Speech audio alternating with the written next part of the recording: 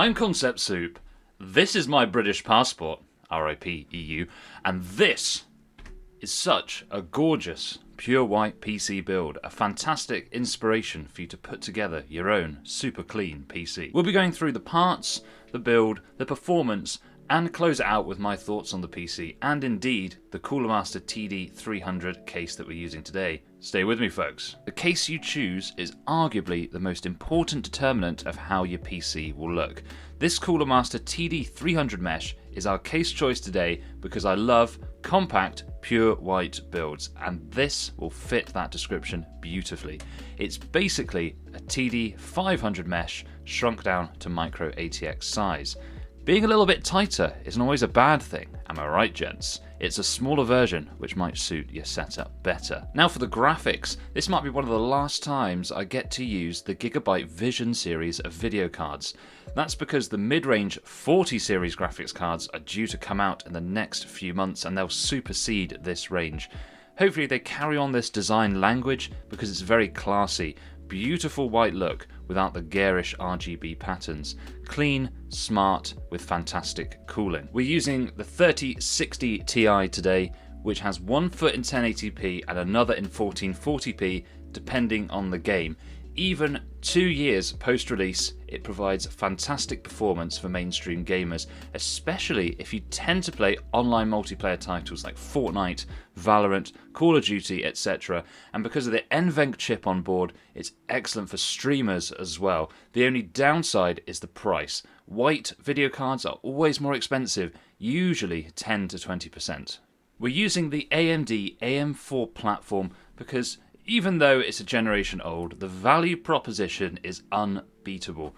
We've got the Ryzen 5 5600, which is a 6-core, 12-thread CPU, and it's a perfect partner for the RTX 3060 Ti. Now, we're going to cool this with the Cooler Master ML240 Illusion in white. Let me get it. So here it is.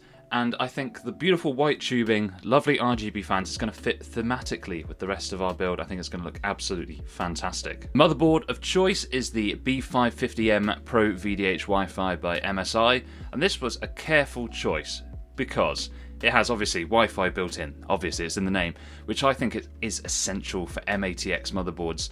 Guys, it's really annoying having to put in PCIe Wi-Fi cards onto these boards when you've got a graphics card on the top. Makes things really difficult. Get one with Wi-Fi built in. If you think you're going to need Bluetooth or Wi-Fi, it's a good way to go.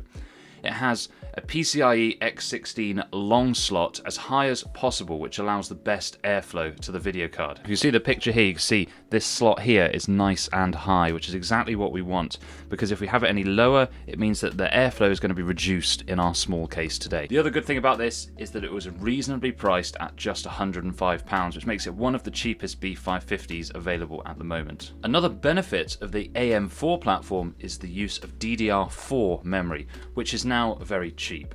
We're using this ADATA RAM, which was about £50, I believe. 3600 speed ends up being the sweet spot for Ryzen processors. The latency is CL18, which is plenty good enough for our usage today, especially as it's very unlikely that we're going to be limited by RAM in any of the configurations that we use today. We have 16 gigabytes in total, which is plenty, but if you're building it yourself, 32 gigabytes will give a good boost if you do a lot of heavy multitasking. Storage next, we've got a cheap Intel 670p. This is a Generation 3 NVMe SSD, and it has a DRAM cache on it, which provides decent performance when you use it over a long period.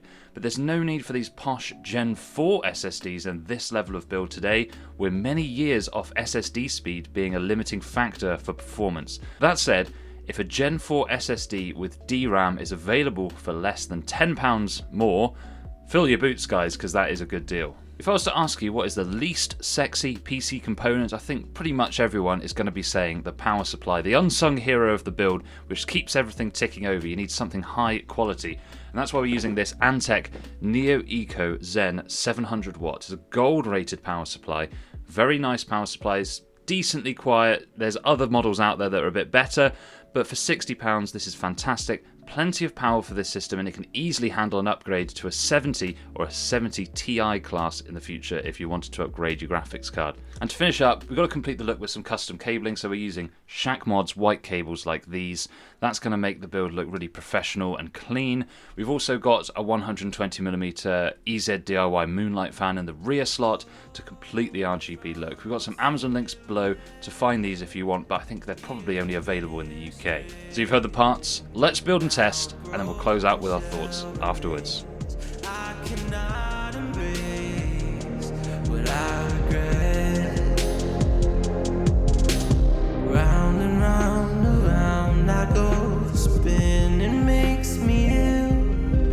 An image held inside the very world I build. Please help me now, 'cause I can't even feel enough to know if I get out. I'm numb to the pain, but hollow without. Floating in a world of glass, I can imitate. Got a smile worth its weight when the mirror breaks and someone asks. Round and round, around I go, the spinning makes me ill. A hostage held inside the very world I build. Please help me now, 'cause I can even feel enough to know if I get out. Will I allow another friend to try and help and fail on my account? I'm numb to the pain and hollow without.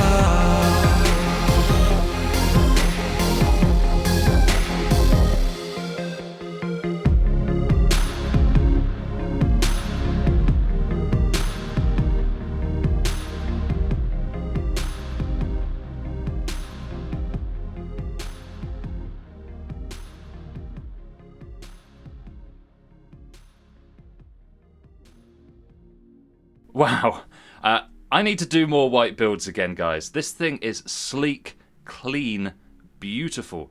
Looks-wise, it is sweet as a nut. Micro ATX is a neglected form factor, so it's nice to give it the limelight in today's build. There's only two real minor ways we could improve from what I can see here. Now, our liquid cooler pump head, I'm not sure if it's supposed to be at an off angle like this or if it's faulty, but I think it would look better straight in my opinion. Comment below if you know a fix for this.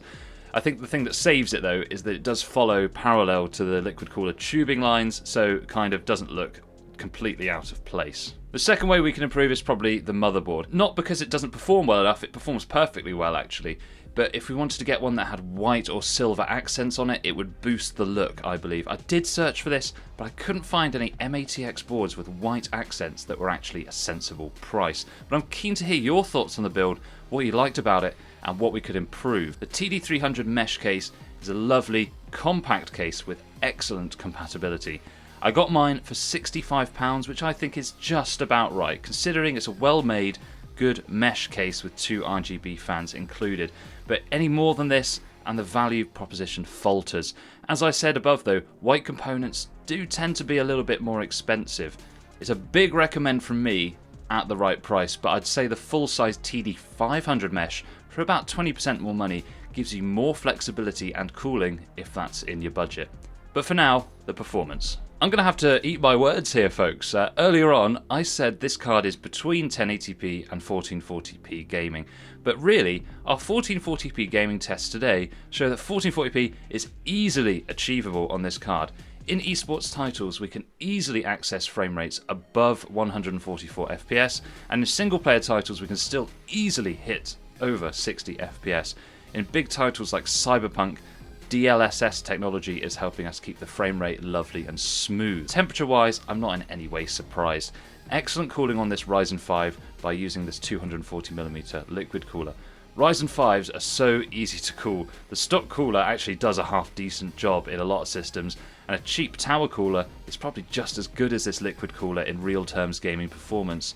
Our maximum temperature after 30 minutes was 66 degrees with a plateau temperature of 60 degrees. That's absolutely fine, guys. Most of your gaming is going to be around 60 degrees, which gives plenty of headroom for boosting. You're not going to get any slowdowns for keeping this card nice and cool. On the video card, our maximum temperature hit 74 degrees after 30 minutes, and I'd say that's about middle of the road. Plenty of headroom here, so if you wanted to try a modest overclock or simply enjoy the lower noise, either way, it's going to work nicely for you. We don't really worry about video card temperatures until they're over 80 degrees, at which point they're really going to seriously start to slow down. Conclusion time. Am I happy? And boy howdy, yes I am. I think it looks beautiful and surprisingly crushes 1440p gaming. Most people don't need these £1,000 plus graphics cards when this is plenty for the majority. But that said, if you're not bothered about a pure white build, you could probably knock at least 100 quid off the build tally here by going for black components instead. It's just the way that the market is. Now if you enjoyed this video, check out this one right here about a super high-end RTX 4080 build in pure white. I think you'll enjoy that, even if it is a little bit silly, a little bit expensive. Question for you. Would you like a video about some top tips from micro ATX builds? I don't think this is covered well on YouTube, so tell me in the comments. But for now, I want you to like, sub, ring the bell, all the YouTube stuff, you guys know this, but never, ever, ever forget that this is a UK passport, pre-Brexit. Peace.